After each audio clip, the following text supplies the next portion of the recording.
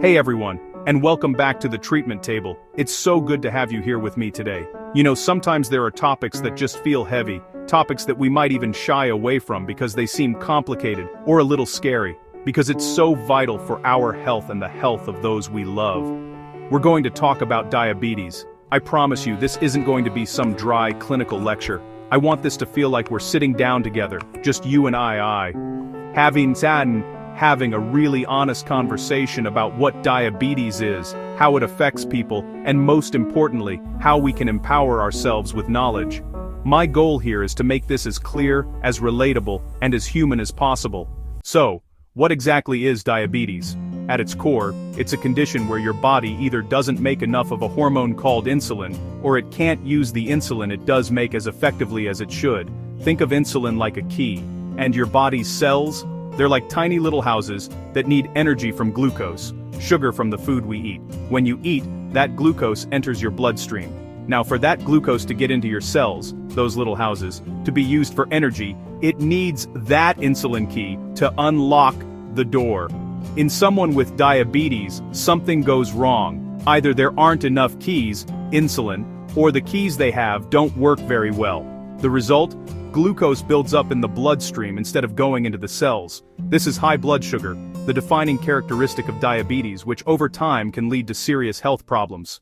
Now, we absolutely must distinguish between the main types. Let's start with type 1 diabetes. Imagine your immune system, your protector against germs, gets confused. In type 1 diabetes, it mistakenly attacks and destroys the cells in your pancreas that make insulin. Well, how does someone get type 1 diabetes, you ask? And what causes it? Crucially, when we talk about type 1 diabetes, it's not about what you ate last night or how much you exercise. Type 1 is an autoimmune disease. This means your own immune system turns against itself. We don't fully understand why, but it's often thought to be a combination of genetic predisposition. You might have certain genes that make you more susceptible. It can run in families, but not always. Environmental triggers. Scientists believe a virus or toxin might trigger the immune system's attack in someone who is genetically predisposed. It's really important to stress. You can't catch type 1 diabetes, and you can't prevent it with lifestyle choices. It typically develops in children, teenagers, or young adults, though it can occur at any age. It usually comes on quite suddenly, and symptoms can be severe, such as frequent urination, increased thirst and extreme hunger, unexplained weight loss and severe fatigue, blurred vision. The body essentially stops producing insulin. People with type 1 diabetes must take insulin every single day to live out.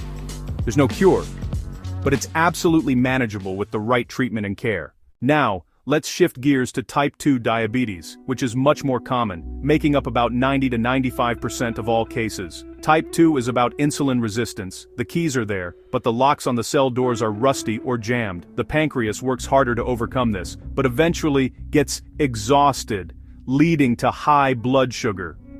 The type of food we eat is the primary factor driving the risk for type 2.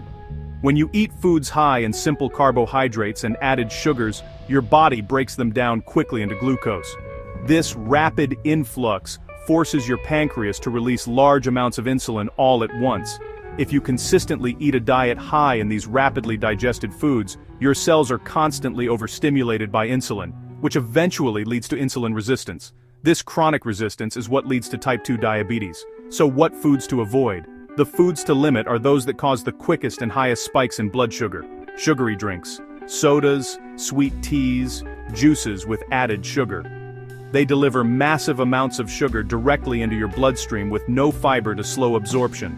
They are strongly linked to weight gain and type 2 risk. Refined carbohydrates, white bread, white rice, crackers, white pasta. The refining process strips away the fiber, allowing them to be digested almost as fast as pure sugar, causing sharp blood sugar spikes. Processed sweets and baked goods, loaded with added sugars and unhealthy fats contributing to weight gain and insulin resistance. The general advice: replace these with foods containing fiber, like whole grains, fruits, and vegetables, as fiber slows down digestion and gives your body a much gentler glucose rise. Unlike type 1, type 2 diabetes is largely linked to lifestyle and genetics. Genetics and family history. Your risk is higher if it runs in your family. Overweight or obesity, especially carrying excess weight around the abdomen, which increases insulin resistance. Physical inactivity. A sedentary lifestyle contributes to insulin resistance. Age. Risk increases after age 45. Important statistics on risk by group. It's important we talk about how diabetes disproportionately affects certain communities in the United States. For example, based on recent data, non-Hispanic Black adults are about 2.1 times more likely to be diagnosed with diabetes than non-Hispanic white adults. Hispanic Latino adults are about 1.8 times more likely. American Indian and Alaska Native adults are about 2.2 times more likely. Asian adults are about 1.2 times more likely. These disparities point to complex issues involving genetics, environment, diet, and systemic barriers to healthcare. Knowing these numbers is vital for awareness and targeted prevention efforts. The take-home message for type 2. It's often preventable and manageable through lifestyle changes, although medication and sometimes insulin are also needed. So, to quickly summarize the core difference, because this is key, type 1, diabetes. Your body's immune system attacks and destroys insulin cells. No insulin is made. It's an autoimmune issue, not preventable. Type 2, diabetes. Your body either doesn't make enough insulin, or your cells become resistant to it. Insulin is present but ineffective, often linked to lifestyle and sometimes preventable. They both result in high blood sugar, but the mechanisms and treatment are different. Preventing type 2, diabetes and managing both types. Let's talk about the incredibly empowering part, prevention, especially for type 2, and then general management for both. For type 2, the good news is that it's largely preventable or significantly delayed. Things to help prevent type 2 diabetes: maintain a healthy weight. Losing even 5 to 7% of your body weight can make a huge difference in improving insulin sensitivity. Eat a balanced, nutritious diet.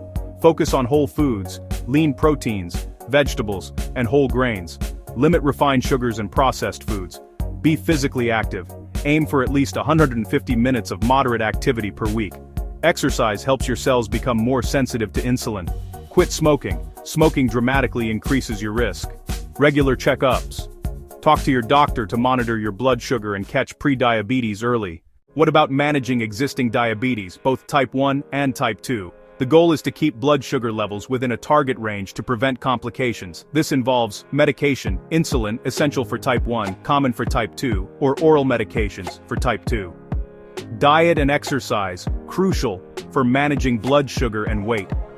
Blood sugar monitoring, regular checks, finger prick or CGM, are essential.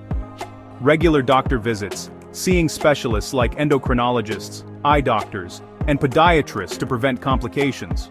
Stress management. Stress can raise blood sugar, so finding healthy coping mechanisms is important. This isn't just about taking your meds, it's a whole lifestyle approach, a partnership with your healthcare team, and a commitment to yourself. To make this even more real, I want to share a brief fictional story that echoes the experiences of so many. Let's call her Sarah. Sarah was a vibrant, active 10-year-old, obsessed with soccer. Suddenly her parents noticed she was drinking an enormous amount of water, constantly using the bathroom, and losing weight rapidly, despite eating everything. A trip to the doctor revealed the truth. Sarah had type 1 diabetes. It was a shock. Overnight, her life changed. No longer was it just about playing, it was about learning to count carbs, giving herself insulin injections several times a day, and checking her blood sugar constantly. There were tears and moments of feeling utterly overwhelmed, but Sarah was resilient. With the support of her family and medical team, she learned. She learned to adjust her insulin for her soccer games, understanding how exercise affected her body. She found communities of other kids who understood her struggle. Now, Sarah is a thriving adult. She still manages type 1 diabetes every day, but it doesn't define her. She's an advocate, showing others that a full, happy life is absolutely possible. Her story reminds us that diabetes is a condition people live with, demonstrating incredible strength. Sarah's story brings us to why managing diabetes is so incredibly important. If blood sugar levels are consistently high, that excess sugar damages blood vessels and nerves throughout the body. This is why we focus so much on management. Uncontrolled diabetes can lead to heart disease and stroke. Significantly increased risk. Kidney disease, nephropathy, can lead to kidney failure. Nerve damage, neuropathy, often affects the feet and hands.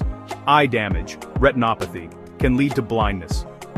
Foot problems, nerve damage, and poor circulation can lead to infections and, tragically, amputations.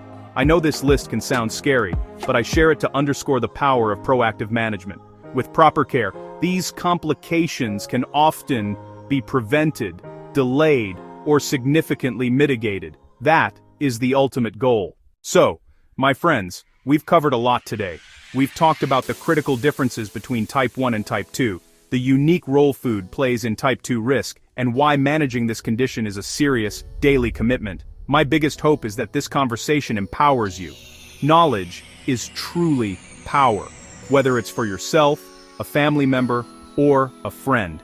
If anything in this video resonated with you, if you have symptoms, or if you have risk factors for type 2 diabetes, please talk to your doctor. It's the most important step you can take.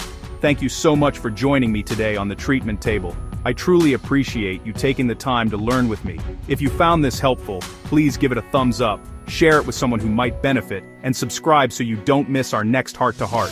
Remember, take care of yourselves and each other. You are worth it. I'll see you in the next video.